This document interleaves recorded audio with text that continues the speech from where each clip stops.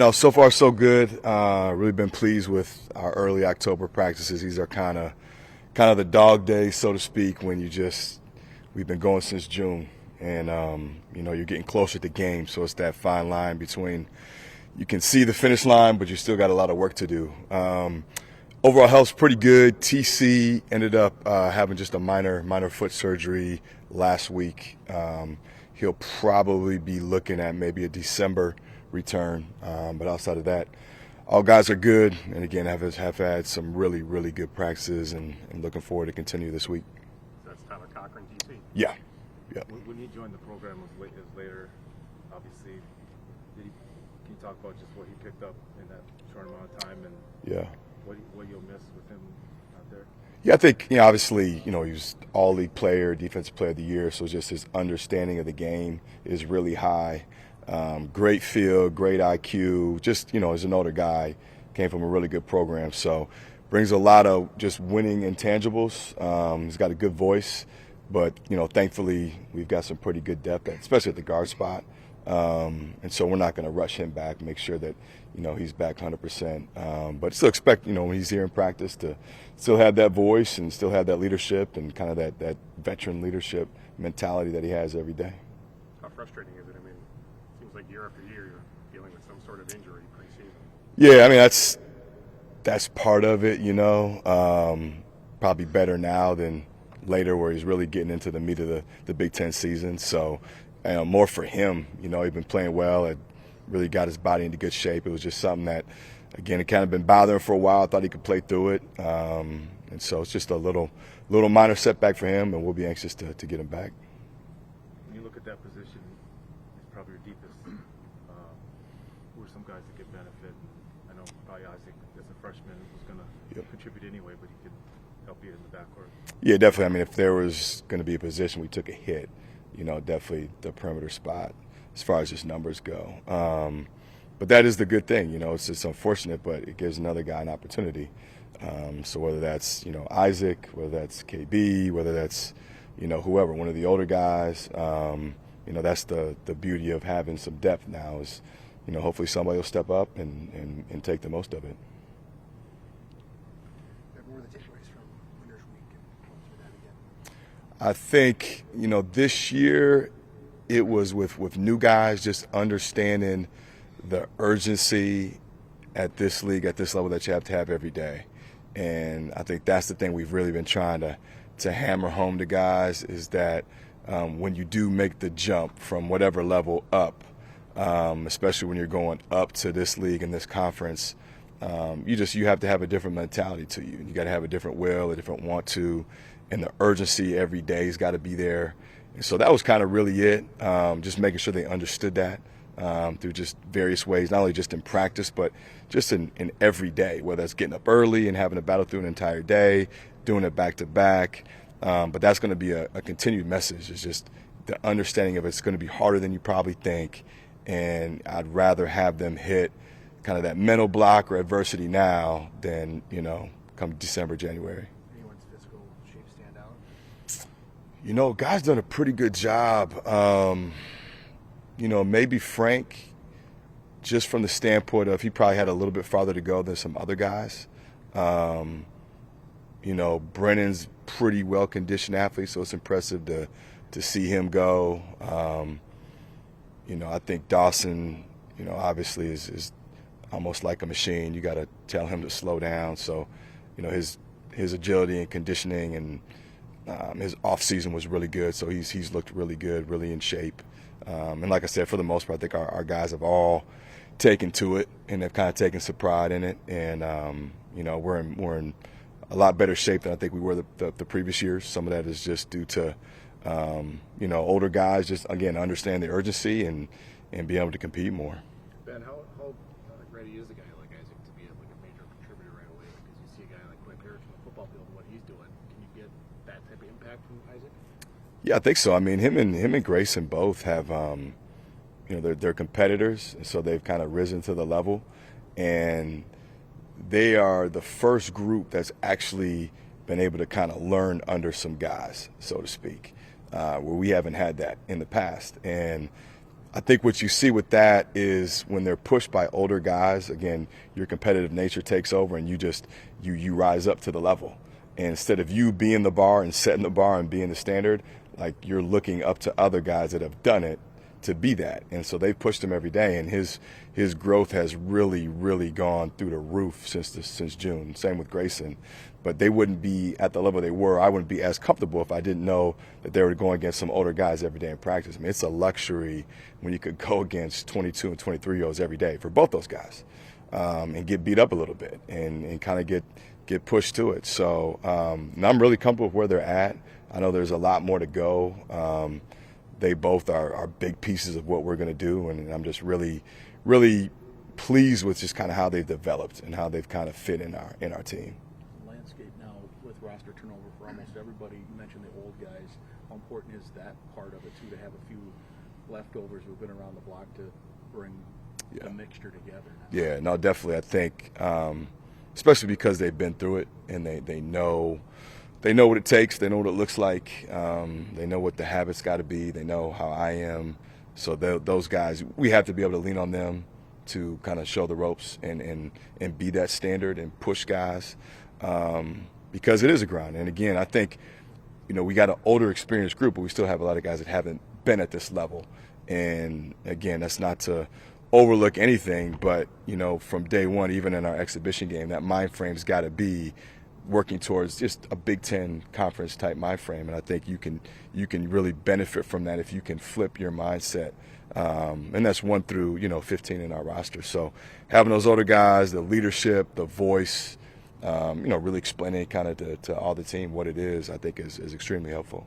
How much of, in your mind, do you know how you want to play, and then how much is it you have to learn what you have here a little bit to decide for sure how you want to play? Yeah, I got a pretty good idea. I think within the framework of how I want to play, you always are tweaking stuff. And I think we've kind of explored that the last month. Is like, okay, we like what we're doing. Are there areas we can tweak, to put guys in the best position to be successful? And at the end of the day, the best position for our team to win. And so, again, it's an ongoing process. I think most teams, you probably don't get till late January, early February before you really feel like you got a handle on your team. But we're definitely in a good place. Like I feel pretty comfortable with, okay, stylistically how it's going to look, and then, we can tweak some things here and there. And our guys have really grown. Again, it's helped to have the whole team mostly healthy since June, so you're not having to reteach stuff or hold anything back. You're able to get it to them kind of full skeleton. And so now we're just, grinding out those details. What do you think your team's identity will be? That's a great question. Still work in progress on that. I think the one thing that I've expressed is we've got to be a mature team. I think that's one of our advantages is our experience. You just look at the number of guys that have played over 100 games, the number of guys that have come from good programs that have been taught and coached. We have to be a smart, IQ, mature team, and a team that I think can, hopefully be mentally tough, whether that's at home or on the road, can battle through things. I think there's a lot that is, and that comes with being old, and it's like how do we use that to our advantage? So I think that's one thing, and then I think, again, we're just such a work in progress. It's hard to say. I probably won't. Even the exhibition games, it's so vanilla that you don't get a feel. You probably won't even really know till you're getting mid-December, kind of that as identity and what can help us win games consistently. But I do know that the age factor, we've got to be able to use that. Why do you think then, I get it, we're media jackals, but preseason media poll has you guys finishing 18th? I think some of it, I'll be honest, I have no idea how you can project even who's going to be one. With so much turnaround, I don't know if they don't know who the guys that we took, they did, it was the same thing last year, and I think, with about 2.5 weeks left, we're in the thick of the Big Ten and, almost finished 500. So that's, I think with the portal and just with the whole landscape, it's impossible. Even, people have asked me what I think about teams in the league, and I have no idea. because you don't know. You see numbers, of what guys bring to the table. Even for my team, I have no idea. I see numbers. I see like what they did at the other place, but I have no idea if this is, going to work, or if it translates, or at what level it translates. If somebody's going to be able to rise up and be better than their numbers.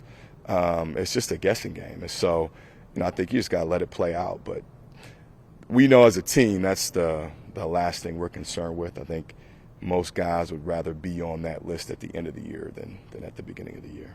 Ben, what aspect of your roster are you most excited about? Probably, just the overall depth. Like I said, we haven't had that yet, and it's just you just never know what's going to happen through the course of the year. You never know, who you're going to need to call on in certain games. You never know. Again, somebody's going to play better than expectations. It always happens.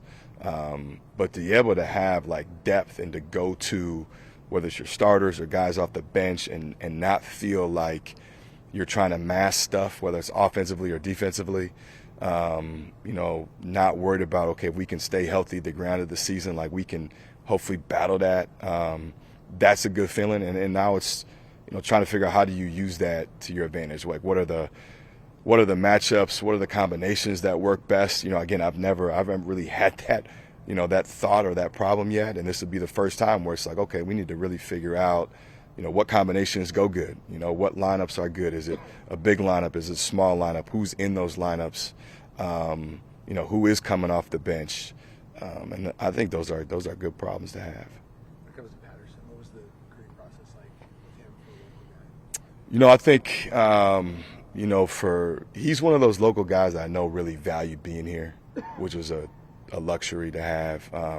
So there wasn't, once, we really locked in on, okay, this is a guy we need to check out. It wasn't a crazy sell, and I think just, the relationship I have with his family, there was there was comfortability there, there was trust there, and I think again, if you look at his career, I've watched him, since he was a baby, but you look at his career, he just got better every single level he's been at, and I think a lot of people questioned or doubted when he went to Missouri State. And he grinded through that and found a way to be productive, and then he goes to Charlotte and nobody really knew.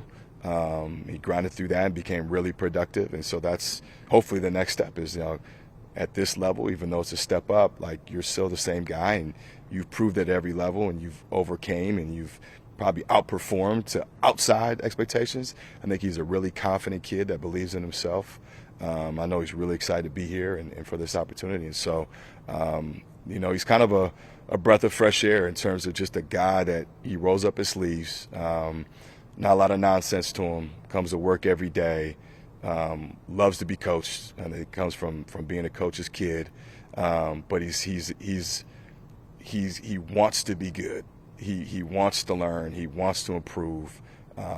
So all that stuff is exciting, especially from a guy who's going to be one of your lead guards.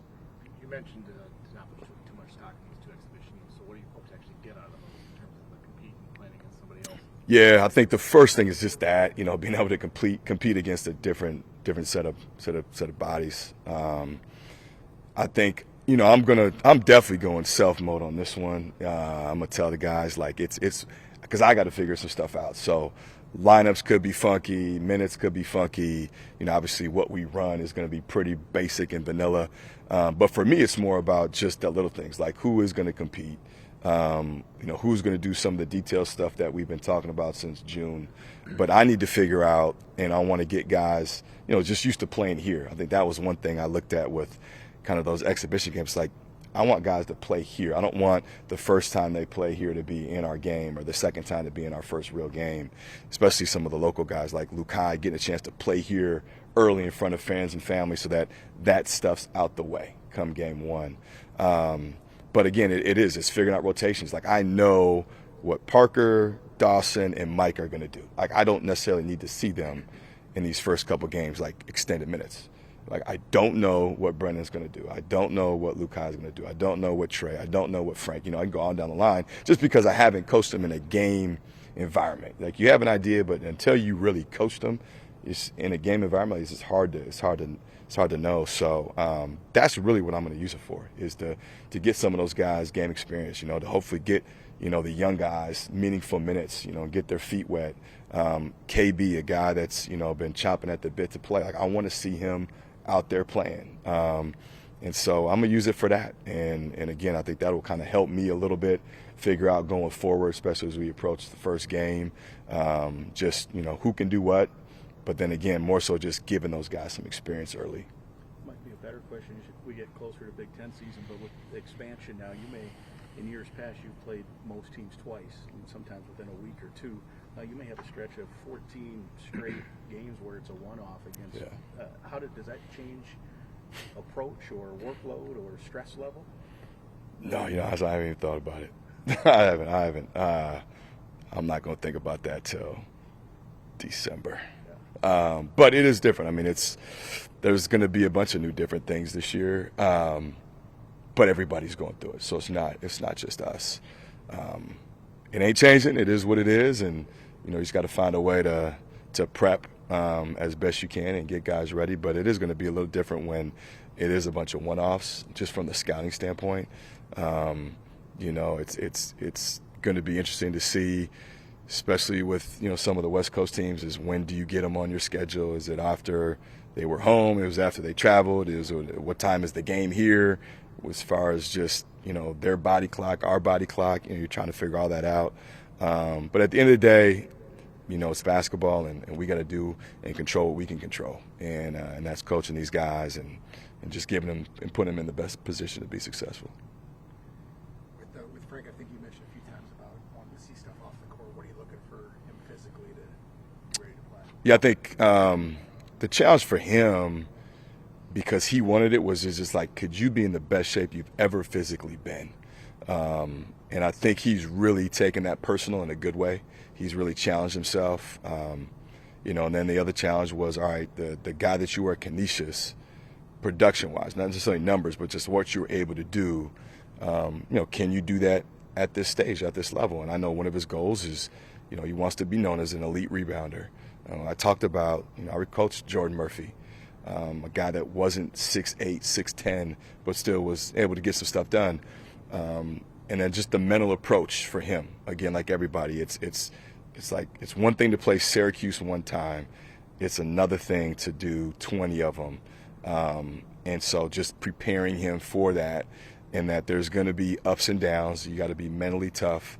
And that's that off the court piece of just like maturing as you get older, maturing with your outlook and just your perspective and your mental capacity, like any player. I think his best basketball is obviously ahead of him because he is older. But he's taken to the workload. He's got a great attitude. His body has definitely changed. I think he's confident with that. You can see it. And so again, now I think he's a guy that to get going early, to get all the, whatever it's nervousness, anxiety, just to get him competing early here in front of people, I think will be a huge team. And that will help our team. Again, the more we can get, those guys that are new in a game situation, and under me, I think that's the other thing too. It's different. Like when you've had different coaches, like their personalities, to get them to understand, like my demands are different than where he was. So getting all those game experiences and teachable moments, I think, is really big. Anything else for Coach? Thank you.